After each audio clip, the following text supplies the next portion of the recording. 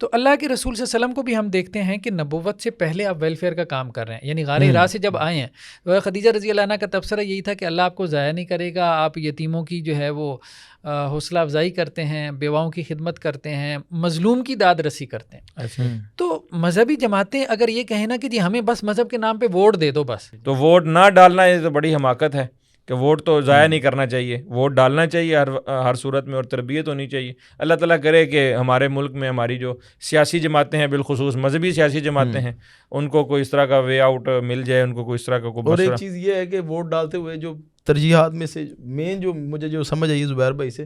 کہ دیکھیں ظلم کے خلاف کون کھڑا،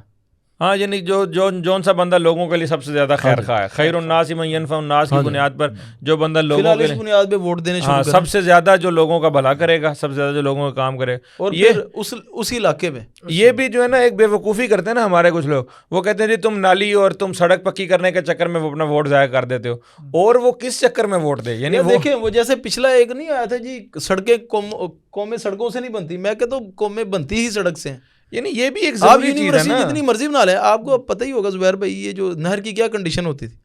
ادھر سے ہم اپنی مارکیٹ میں جاتے تھے 1 گھنٹے کے اندر، اب جاتے ہیں 15 سے 20 منٹ۔ ہر چیز کی ایک اپنی اہمیت ہے، انفراسٹرکچر کی ایک اپنی اہمیت ہے، اخلاقی ویلیوز کی اپنی اہمیت ہے، اور مطلب انسانوں کی تربیت کی اپنی، ہر چیز کی اپنی اہمیت ہے۔ کسی ایک چیز کو رد کر کے دوسری چیز کا جو ہے اس کو کھڑا نہیں کر سکتے۔ نالی پکی کروانا بھی کوئی بری بات نہیں ہے، یہ بھی ضروری ہے۔ کئی تصویریں آ رہی ہوتی ہیں، وہ جنازہ جو ہے نا گندے پانی میں سے لے کے جا رہے ہوتے ہیں۔ بات یہ ہے کہ 40% آپ کا پاکستان ڈوبا ہوا ہے، اب دیکھ لیں ترقیاتی کام نہیں ہوا، ترقیاتی کام ڈیم نہیں بنایا آپ نے، دریاؤں کو رستہ نہیں دیا پانی کے گزرنے کا۔